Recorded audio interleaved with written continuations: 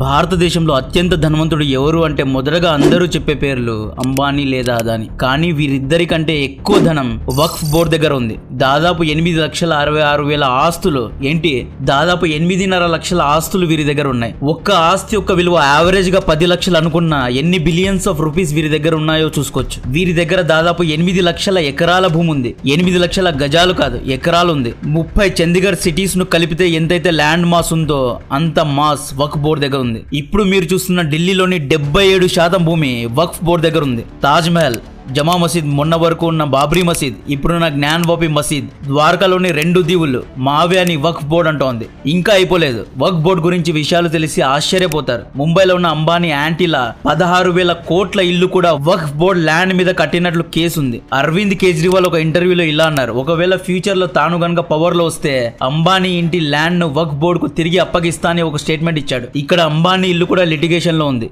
ఇవన్నీ కాదు, తమిళనాడులోని 1500 ఏళ్ల చోళ టెంపుల్ వక్ఫ్ బోర్డు భూమి మీద ఉంది అన్న విషయం మీకు తెలుసా? హైదరాబాద్ లో ఉన్న 42% భూములు వక్ఫ్ బోర్డు అండర్ లో ఉన్నాయి. హైదరాబాద్ లో ఉన్న ఫేమస్ విప్రో క్యాంపస్ చూసారా, అది కూడా వక్ఫ్ బోర్డు ప్రాపర్టీనే. ఢిల్లీ ఎయిర్పోర్ట్ కూడా వక్ఫ్ బోర్డుదే. మీ కర్మకాలి మీ భూమి కనుక వక్ఫ్ బోర్డు కిందకు వెళ్లిపోయిందా, సుప్రీం కోర్టు, రాజ్యాంగం, చట్టాలు ఎవ్వరు కూడా ఏమీ చేయలేవు. మీరు జీవితాంతం కోర్టు చుట్టూ తిరిగినా గానీ మీ ఆస్తి మీకు దక్కదు. వక్ఫ్ బోర్డుకు అగేన్స్ట్ గా రాజ్యాంగంలో చట్టాలు లేవు. హైకోర్టు, సుప్రీం కోర్టు కూడా ఏమీ చేయలేవు. If your property comes under Waqf, then it's Waqf for ever. Waqf act section 40లో ఒక చట్టం ఉంది. ఒకవేళ మీ ప్రాపర్టీను వక్ఫ్ బోర్డు క్లెయిమ్ చేసిందా, జీవితాంతం కోట్ల చుట్టూ తిరిగినా మీ ఆస్తి మీకు దక్కదు. నేను భయపెట్టించడం లేదండి, ఇది ఫ్యాక్ట్. కావాలంటే ఎవరి దగ్గరైనా ఫ్యాక్ట్ చెక్ చేసుకోవచ్చు. ఇప్పుడు వక్ఫ్ బోర్డు అంటే ఏంటి, ఈ సంస్థను ఎలా స్థాపించారు, ఎవరు స్థాపించారు, వక్ఫ్ బోర్డు కారణంగా రాబోయే సమస్యలు ఏంటి, వక్ఫ్ బోర్డును తీసివేయచ్చా, తీసివేయాలంటే ఒక పార్టీకు ఎటువంటి పవర్స్ ఉండాలి వంటి విషయాలు డీటెయిల్ గా ఎక్స్ప్లెయిన్ చేస్తాను. ఇటువంటి వీడియోస్ యొక్క రీచ్ ను నొక్కేస్తారు కాబట్టి వీడియోను లైక్ చేయండి, ఎంత వీలైతే అంత మందికి షేర్ చేయండి. Crore rupees worth of land is owned by the Waqf Board. Living in 6 Hindu-dominated villages in Tamil Nadu's Trichy area are in a state of shock. They were rudely informed that the lands they owned for decades altogether had been claimed by the Waqf Board. Great impunity. Perhaps the reason behind this is the Waqf Act itself. WAKF వక్ఫ్ అంటే ఉర్దూలో meaning stopping లేదా నిర్బంధించడం. పేరులోనే clear గా ఉంది. ఒక ప్రాపర్టీను నిర్బంధించడం, confine చేయడం, detention చేయడాన్నే వక్ఫ్ అంటారు. ఈ సంస్థను నడిపే వారి యొక్క సమూహాన్ని బోర్డు అంటారు. రెండింటినీ కలిపితే వక్ఫ్ బోర్డు అంటారు. ఇస్లాం షరియా లా ప్రకారం ఒక ప్రాపర్టీ వక్ఫ్ కిందకు వస్తే దాన్ని రిలీజియస్ ప్రాపర్టీగా అల్లా యొక్క ప్రాపర్టీ కిందకు వస్తుంది. దాని తర్వాత మీ ప్రాపర్టీను ఎవ్వరూ సేల్ చేయలేరు. వన్స్ ప్రాపర్టీ వక్ఫ్ బోర్డు కిందకు వచ్చేస్తే దాన్ని ఎవ్వరూ కొనలేరు. ఫర్ ఎవర్ అది వక్ఫ్ బోర్డు దగ్గర ఉంటుంది అన్నమాట. ఆ ప్రాపర్టీ పర్మనెంట్ గా అల్లాకు అంకితం అవుతుంది. అది అల్లా ఆస్తిగా భావిస్తారు.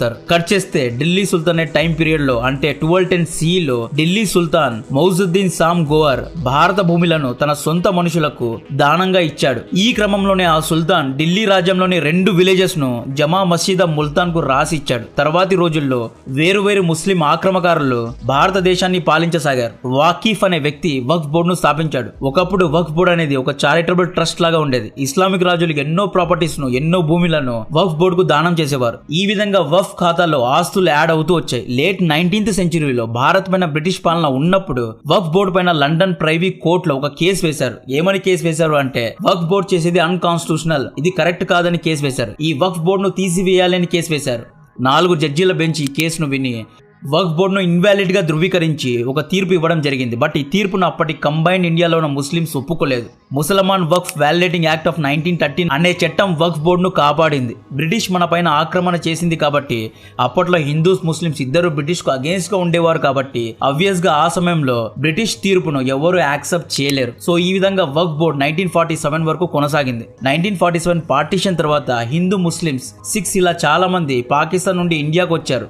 వీళ్ళు ఇండియాకు వచ్చినప్పుడు పాకిస్తాన్లో ఉన్న వారి యొక్క ప్రాపర్టీస్ను, వారి యొక్క ఇళ్లను, వారి యొక్క షాపులపైన పాక్ ప్రభుత్వం అధికారం తీసుకుంది. అంటే పాక్ ప్రభుత్వం వారి యొక్క భూములను తీసుకుంది అన్నమాట.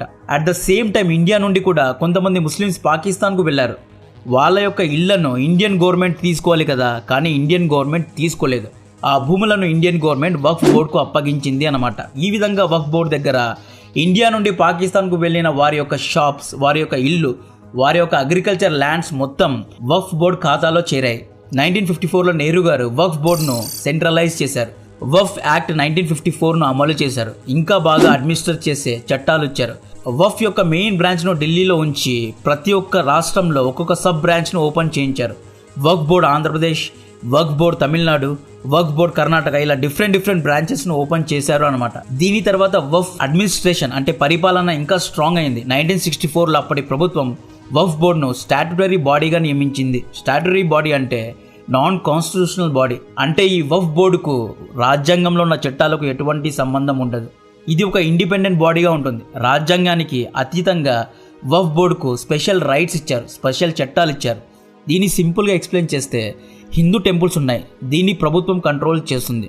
ప్రభుత్వం కంట్రోల్ చేయడం అంటే మన రాజ్యాంగం యొక్క చట్టాలు కంట్రోల్ చేస్తాయి అన్నమాట. టెంపుల్స్లో ఏదైనా లిటిగేషన్స్ వస్తే ఫస్ట్ డిస్ట్రిక్ట్ కోర్ట్, ఆ తర్వాత హైకోర్ట్, ఆ తర్వాత సుప్రీం కోర్ట్ ఇన్వాల్వ్ అవుతాయి. కానీ వక్ఫ్ బోర్డ్ ఒక సపరేట్ బాడీ, దీన్ని ప్రభుత్వం కంట్రోల్ చేయదు, సుప్రీం కోర్ట్ కంట్రోల్ చేయదు. అందుకే ఇంతకుముందు చెప్పా కదా, మీ ఆస్తి ఒకవేళ గనుక కర్మకాలి వక్ఫ్ బోర్డ్ కిందకు వచ్చిందా, మీరు జీవితాంతం కోట్ల చుట్టూ తిరిగినా మీ ఆస్తి మీకు దక్కదు. 1991లో తీసుకొచ్చిన ప్లేసెస్ ఆఫ్ వర్షిప్ యాక్ట్ వక్ఫ్ యొక్క శక్తిని రెట్టింపు చేసి పడేసింది. 1991 ప్లేసెస్ ఆఫ్ వర్షిప్ యాక్ట్ ఏమంటుంది అంటే 1947 ఆగస్ట్ 15 కంటే ముందు హిందూ టెంపుల్ని కూల్చి మసీద్గా మార్చారు అనుకోండి, అటువంటి మసీద్ను తిరిగి టెంపుల్గా మార్చే హక్కు ఈ చట్టం ఇవ్వదు.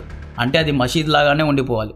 1947 కంటే ముందు ఒక చర్చ్ను కూల్చి గురుద్వారాగా మార్చారు అనుకోండి, అటువంటి గురుద్వారాలను కూడా చర్చ్ లాగా తిరిగి మార్చకూడదు అని చట్టం అంటుంది. ఈ యాక్ట్లో బాబ్రీ మసీద్ మరియు హిస్టారికల్ టెంపుల్స్ను మినహాయించారు. రామ్ మందిర్ యాక్ట్ కిందకు రాదు. సో 1991 యాక్ట్ ప్రకారం 1947 కంటే ముందు ధ్వంసం చేసి మసీద్గా మార్చిన ఆస్తులన్నీ వక్ఫ్ బోర్డ్ కిందకు వచ్చేసాయి. ఉదాహరణకు ద్వారకా జ్ఞాన్వాపి మసీద్ వక్ఫ్ బోర్డ్ ఆస్తులే. సో దీంతో వక్ఫ్ బోర్డ్ ఇంకా స్ట్రాంగ్ అయింది, ఆస్తులను పెంచుకుంటూ పోయింది. 1995లో సెక్షన్ 3 అనే యాక్ట్ వక్ఫ్ బోర్డును సూపర్ పవర్ను చేసింది. ఈ యాక్ట్ ఏమంటుంది అంటే, ఈ చట్టం ఏమంటుందంటే, ఒకవేళ ఒక ప్రాపర్టీ వక్ఫ్ బోర్డుకు చెందింది అని అనిపిస్తే, జస్ట్ వక్ఫ్ బోర్డు అధికారులకు ఈ ప్రాపర్టీ మనదే అని అనిపిస్తే, ఎటువంటి ఆధారాలు, ఎటువంటి ప్రూఫ్స్ చూపించకుండా వక్ఫ్ బోర్డు ఆ ప్రాపర్టీను స్వాధీనం చేసుకోవచ్చు. ఎటువంటి ప్రూఫ్స్ కానీ ఎటువంటి ఆధారాలు కానీ అవసరమే లేదు. వక్ఫ్ బోర్డుకు అగేన్స్ట్గా మీరు కేసు వేయాలి అనుకుంటే హైకోర్టు, డిస్ట్రిక్ట్ కోర్టు, సుప్రీం కోర్టుకు వెళ్ళకూడదు. వక్ఫ్ సెక్షన్ 85 ప్రకారం, అంటే వక్ఫ్ సెక్షన్ 85 చట్టం ప్రకారం వక్ఫ్ బోర్డు యొక్క ట్రిబ్యునల్ కోర్టుకే వెళ్ళాలి. అంటే వక్ఫ్ బోర్డు యొక్క సపరేట్ కోర్టుకు వెళ్ళాలి. వక్ఫ్ ట్రిబ్యునల్ కోర్టు ఇచ్చే తీర్పే ఫైనల్. ఈ తీర్పును మీరు సుప్రీం కోర్టుకు వెళ్ళి ఛాలెంజ్ చేయలేరు. పొద్దున లేస్తే సెక్యులరిజం, ఈక్వాలిటీ, కాన్స్టిట్యూషన్ అని మాట్లాడే మనం దీనికంటే అన్కాన్స్టిట్యూషనల్ ఉందా అనేది మనకు మనమే ప్రశ్నించుకోవాలి. వక్ఫ్ అనేది ఒక సపరేట్ స్టాచ్యుటరీ బాడీ. కాశ్మీర్లో ఎలాగైతే ఒకప్పుడు ఆర్టికల్ 370, 35A అనే సపరేట్ చట్టాలు ఉండేవో, ఈ చట్టాలు ఎలాగైతే కాశ్మీర్కు సపరేట్ పిఎంను, సపరేట్ ఫ్లాగ్ను, సపరేట్ రాజ్యాంగాన్ని పెట్టుకునే హక్కును ఇచ్చిందో, వక్ఫ్ బోర్డు కూడా సేమ్ టు సేమ్ అలాగే ఉంటుంది. వక్ఫ్ ఎవ్వరికీ భయపడదు. వక్ఫ్ సుప్రీం కోర్టు అంటే ఎవరు అంటుంది. ఇస్లామిక్ దేశంలో కూడా ఇటువంటి వక్ఫ్ బోర్డు చట్టం లేదు. పాకిస్తాన్లో కూడా ఇటువంటి ఒక చట్టం లేదు. ఈక్వాలిటీ గురించి మనం మాట్లాడుతున్నాం కదా, ముస్లిమ్స్ కోసం వక్ఫ్ బోర్డు ఉన్నప్పుడు హిందువుల కోసం హిందూ బోర్డు ఉండాలి, క్రిస్టియన్స్ కోసం క్రైస్ట్ బోర్డు ఉండాలి, సిక్కులు అండ్ జైన్ల కోసం సిక్ అండ్ జైన్ బోర్డ్స్ ఉండాలి, పార్సీలు, ఇండియాలోనే అత్యంత మైనారిటీ ఉన్న పార్సీలకు పార్సీ బోర్డు ఉండాలి. ఇవన్నీ ఎందుకు లేవు? 1947 నుండి 2014 వరకు ఎక్కువ కాంగ్రెస్ పాలన ఉండేది. 2014 నుండి 2024 వరకు బీజేపీ పాలన ఉంది. ఈ ఇద్దరు నాయకులకు వక్ఫ్ బోర్డు చేస్తున్న అన్కాన్స్టిట్యూషనల్ పద్ధతులు గుర్తుకు రాలేదా? ఎందుకని ఎవ్వరూ దీని గురించి మాట్లాడడం లేదు? ఎందుకంటే వక్ఫ్ బోర్డు అనేది చాలా పవర్ఫుల్ కాబట్టి. సుప్రీం కోర్టును చూసి పెద్ద పెద్ద నాయకులు భయపడతారు. అటువంటిది ఎందుకని ఇంతవరకు ఎవ్వరు వక్ఫ్ బోర్డు గురించి మాట్లాడరు? రీసెంట్గా తమిళనాడు రాష్ట్రానికి చెందిన ఒక హిందూ ఫార్మర్ తన కూతురి పెళ్లి కోసం తన భూమిని అమ్మడానికి రిజిస్టర్ ఆఫీస్కు వెళ్ళాడు. రిజిస్టర్ ఆఫీస్ అధికారి, నువ్వు ఈ భూమిని అమ్మలేవు, ఇది వక్ఫ్ బోర్డుకు చెందిన ప్రాపర్టీ అన్నాడు. షాక్ అయిపోయిన ఆ ఫార్మర్ కోర్టుకు వెళ్ళాడు. కోర్టు అధికారి, ఇది వక్ఫ్ బోర్డు సంబంధించిన ల్యాండ్, లిటిగేషన్ ల్యాండ్, నువ్వు వక్ఫ్ బోర్డు యొక్క సపరేట్ ట్రిబ్యునల్ కోర్టుకు మాత్రమే వెళ్ళాలి అన్నాడు. ఆ రైతు ఏమీ చేయలేక వక్ఫ్ ట్రిబ్యునల్ కోర్టుకు వెళ్ళి విచారిస్తే అప్పుడు వక్ఫ్ కోర్టు ఏమనింది, ఇది అల్లా భూమి, దీన్ని నువ్వు అమ్మలేవు అంది. వక్ఫ్ చట్టం ప్రకారం ఇది మా భూమి అని తీర్పిచ్చారు. బాధతో ఆ రైతు ఏమీ చేయలేక, ఎవ్వరి సహాయం అడగాలో తెలియక మీడియా ముందు మొరబెట్టుకున్నాడు. ఎందుకంటే వక్ఫ్ ట్రిబ్యునల్ కోర్టు డిసిషన్ను సుప్రీం కోర్టులో ఛాలెంజ్ చేయలేం కాబట్టి. ఏమీ చేయలేక మీడియా ముందుకు వెళ్ళాడు. అప్పట్లో మీడియా దీన్ని ఒక పెద్ద ఇష్యూ చేసింది. తర్వాత మీడియా వక్ఫ్ పెద్దలను ఇంటర్వ్యూ చేసి అడిగింది, ఎందుకయ్యా ఇటువంటి పేద రైతు యొక్క భూమిని లాక్కున్నావు అని అడిగితే అప్పుడు ఆ వఫ్ పెద్దలు ఏమన్నారు అంటే తమిళనాడులోని చాలా విలేజెస్ వఫ్ ప్రాపర్టీ కిందకు వస్తాయి. అంతెందుకు 1500 ఏళ్ల చోళ టెంపుల్ కూడా వఫ్ ప్రాపర్టీనే అని ఒక సెన్సేషనల్ స్టేట్మెంట్ ఇచ్చాడు. దీని తర్వాత అందరి ఫ్యూజులు ఎగిరిపోయాయి. దీంతో ఇష్యూ పెద్ద హైలైట్ అయింది. 1947 పార్టీషన్ తర్వాత పాకిస్తాన్ నుండి ఇండియాకు వచ్చిన వారి భూములను ప్రాగ్ ప్రభుత్వం రెఫ్యూజీలకు ఇచ్చింది. కానీ ఇండియా నుండి పాకిస్తాన్కు వెళ్ళిన వారి భూములను ఇండియా కూడా రెఫ్యూజీలకే ఇవ్వాలి. కానీ ఇండియా రెఫ్యూజీలకు ఇవ్వలేదు. రెఫ్యూజీలు అంటే పాక్ నుండి ఇండియాకు వచ్చిన ముస్లిం శరణార్థులకు ఇవ్వలేదు, వక్ఫ్ బోర్డుకు ఇచ్చింది. వక్ఫ్ బోర్డు కారణంగా హిందువులు ఒకటే కాదు ముస్లిమ్స్ కూడా నష్టపోయారు. ఇది హిందూ క్రిస్టియన్ సిక్కుల సమస్య కాదు, ముస్లిమ్స్ కూడా ఎన్నో ఎకరాల భూములను వక్ఫ్ బోర్డుకు ఇచ్చేశారు. ఉదాహరణకు వక్ఫ్ బోర్డు పెద్దలకు అస్లాం అనే వ్యక్తితో శత్రుత్వం ఉంది. ఆ పెద్ద ఏం చేస్తాడు, అస్లాం యొక్క షాప్ ను వక్ఫ్ బోర్డుకు రాసిస్తాడు. అప్పుడు అస్లాం ఏం చేయగలడు, ఏమీ చేయలేడు. కోర్టుకు వెళ్ళలేడు, సుప్రీం కోర్టుకు వెళ్ళలేడు, వక్ఫ్ బోర్డు ట్రిబ్యునల్ కోర్టుకు వెళ్ళాలి. వక్ఫ్ బోర్డు పెద్దలందరూ ఒక్కరే కాబట్టి అస్లాంకు అగేన్స్ట్గా తీర్పు వస్తుంది. సో అస్లాం తన షాప్ను కోల్పోవాల్సి వస్తుంది. ఎందుకంటే దీన్ని పర్సనల్ గ్రడ్జెస్కు అగేన్స్ట్గా వాడుకోవచ్చు. వీళ్ళు సింపుల్గా తమ శత్రువులను కూడా భయపడిస్తారు. ఇటువంటి ఉదాహరణలు ఎన్నో ఉన్నాయి. ఉత్తరప్రదేశ్లోని ఒక లోకల్ బరియల్ గ్రౌండ్ను వక్ఫ్ బోర్డు ఒక లోకల్ పొలిటీషియన్కు అమ్మేసింది. దీంతో అక్కడి ముస్లిం ప్రజలు వక్ఫ్ బోర్డు పైన నిరాశను వ్యక్తపరిచారు. అల్లా యొక్క ప్రాపర్టీ అని చెప్పి వక్ఫ్ బోర్డు ల్యాండ్ ను కూడా అమ్మేస్తుంది, డబ్బులకు ల్యాండ్స్ ను అమ్మేస్తుంది. తమిళనాడులో ఉన్న 400 ఎకరాల 14 హిందూ విలేజెస్ వక్ఫ్ బోర్డు కంట్రోల్లో ఉన్నాయి. అండ్ 1500 ఏళ్ల చోళా టెంపుల్ ల్యాండ్ ను వక్ఫ్ బోర్డు మా ప్రాపర్టీ అంటుంది.